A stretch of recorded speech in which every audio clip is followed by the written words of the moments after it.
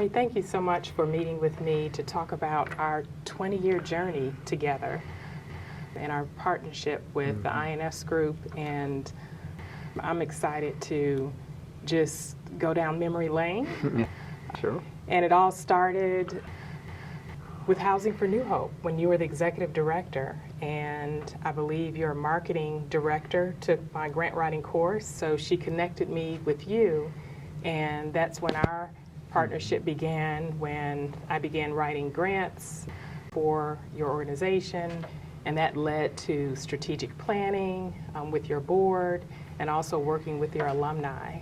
So, and also it's important to point out that you were one of our very first clients.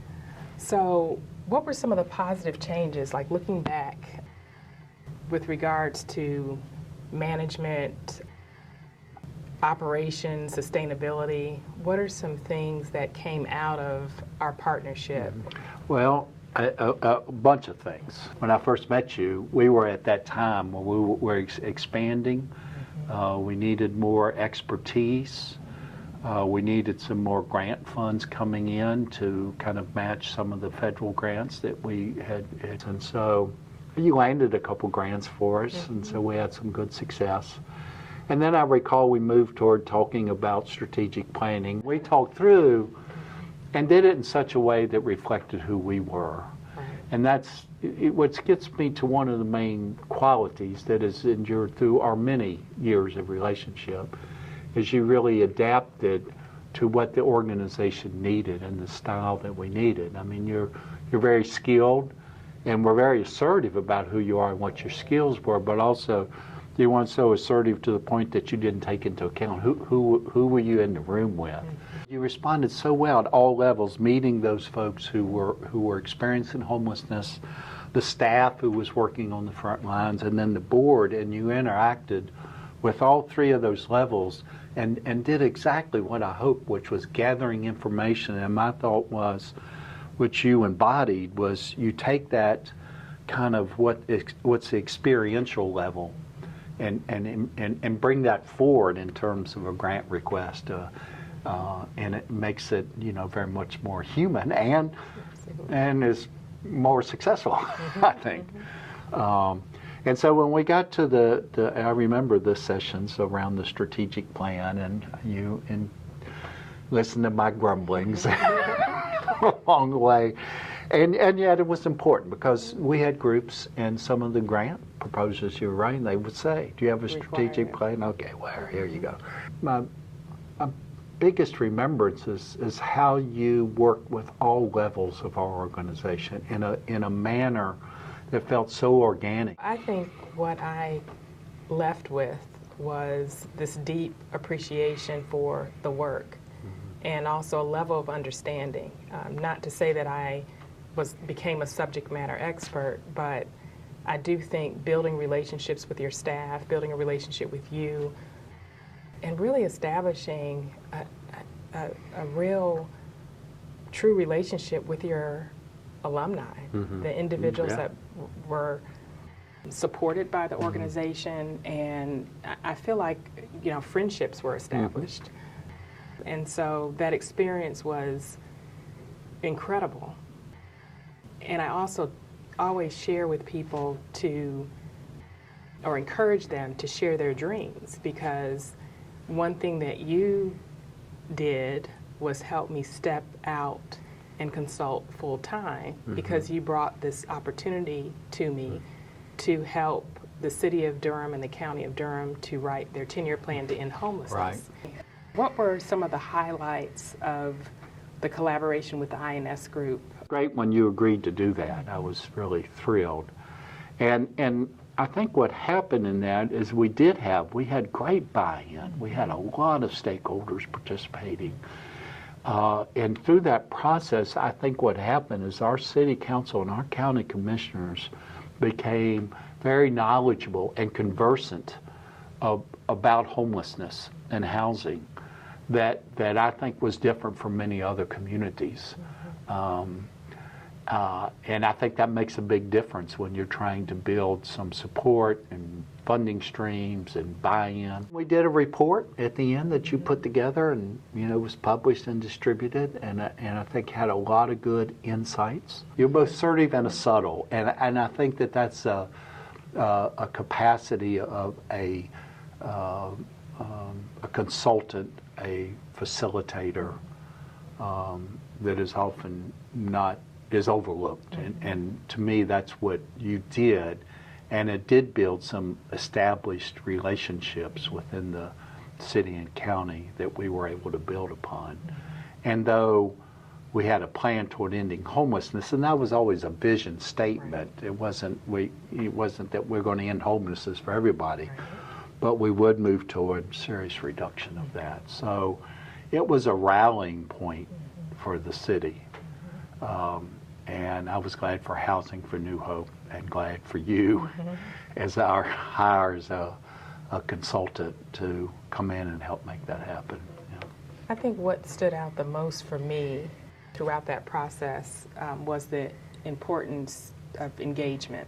Sometimes there are people who are quiet, sitting in the room and don't say anything, right, but want to be heard. So being able to kind of assess the room, know folks' history and where they are, I think that was helpful too.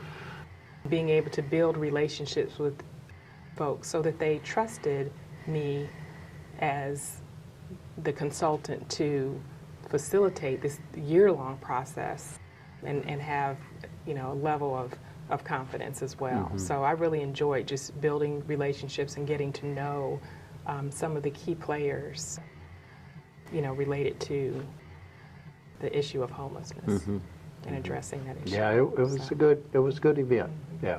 We've kept in touch over the years, and a few years later, or I guess most recently, you came to me with another project, Peace Hill at Avila, and we facilitated a process related to fundraising. So how was our facilitation most helpful? So we had this challenge where we wanted to raise money for an endowment for a startup organization, Peace Hill at Avila. And we had a built-in challenge grant from the owner of Avila, Self-Help Credit Union, who wanted us to develop this sustainability fund. And if we would raise $1.5 million, they would match it with $500,000. So we had that as a selling item. And of course, we're a brand new organization. We've just gotten our 501c3 status, and I did not think I'd be doing this again, but here I was, and I kind of knew my way around these things. And so it was a little overwhelming to think about raising money for an organization that has no history. And what we needed help with especially was how to facilitate and keep us on track on a process, because we wanted to raise the vast majority of the money just on bigger ask. And talked with you and chose you and hired you then to help us do that. And what you provided to us was structured approach so that we were accountable, meeting back up. Did we make progress on this ask? Is there a way that this needs to be refined? You helped do some training with our board about how to ask for money, because a lot of them, they didn't like to and or hadn't done much of it. And just were our organizer and facilitator and cheerleader and accountability task master, I guess. And so that process was quite successful. We raised over $1 million.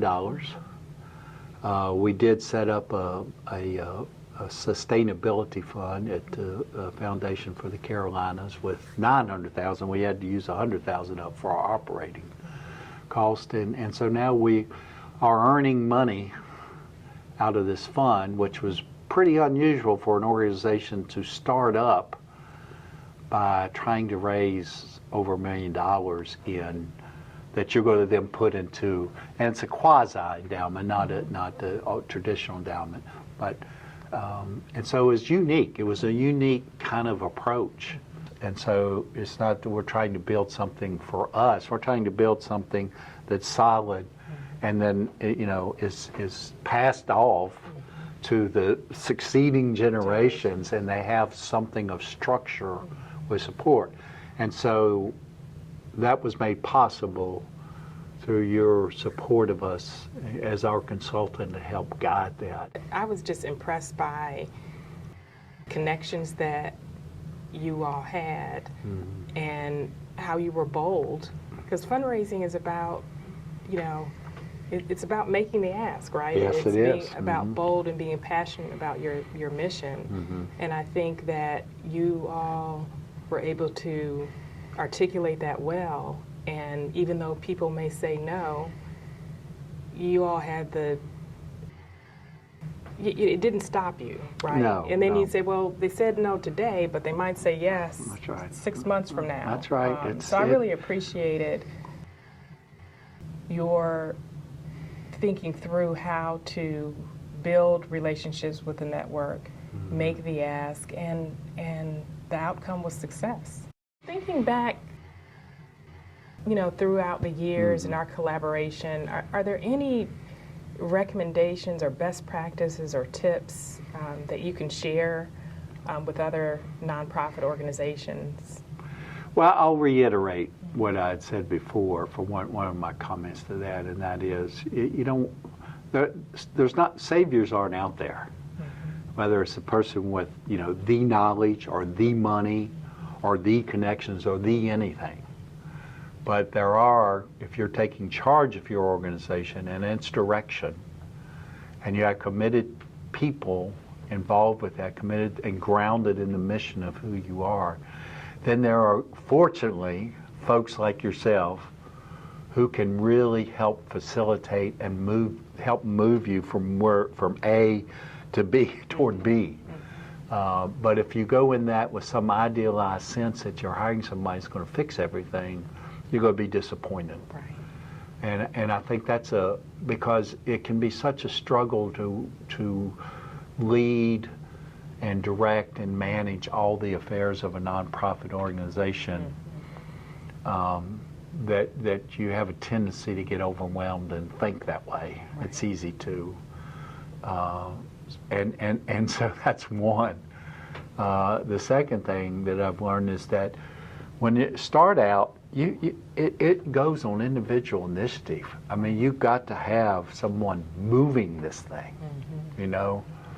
but that mover is not what doesn't sustain it the whole time. There has to be lots of people coming in from the sides, and that you might be out front for me as a leader to start, but I'm moving back here as the process goes along and more working alongside, and that is so fulfilling to be a part of something. So the board at PCL of Avila, for example, I am, as we mentioned before, I am the president, and so I have a role to play, but I feel like I can drop back more and more into being a member of that because there's other people stepping up and I'm a part of something. So it's like understanding that balance, I think, especially as a leader of an organization, of that primacy of pushing ahead, acting, moving, and pausing. There's a rhythm to this. There's movement, pause, who's around, how are the people responding to what your ask is or what you're trying to move forward. Move forward again, pause, who's around, And I think sometimes people forget that this process is one of breathing. It's like meditation. I mean, you're breathing in and you're exhaling, and there's a rhythm.